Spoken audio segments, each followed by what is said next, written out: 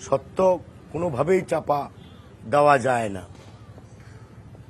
যা কথা ছিল, আমি মনে করি কথার শুরুতেই তারা প্রতারণা করেছে। বলেছিল ফ্যাসিস্ট হাসিনা সরকার, হাসিনা গণতন্ত্র দেবে, উন্নয়ন দেবে, মানুষের জীবনযাত্রার মানের নিরাপত্তা দিবে, সুখী একটি দেশ দিবে। আমরা প্রথমেই দেখেছি ভোটের নামে প্রহসন। দিনের ভোট রাতে হয়েছে। মোহাম্মদ ওয়াটার ট্যাঙ্ক, যা পানিকে রাখে শতভাগ বিশুদ্ধ। এর মোহাম্মদ ওয়াটার ট্যাঙ্ক, বিশুদ্ধ পানির ব্যাগ। আমিরামি নির্বাচন হয়েছে ভোট কেন্দ্রে, যেখানে এই দেশের একটি ঐতিহ্য আছে।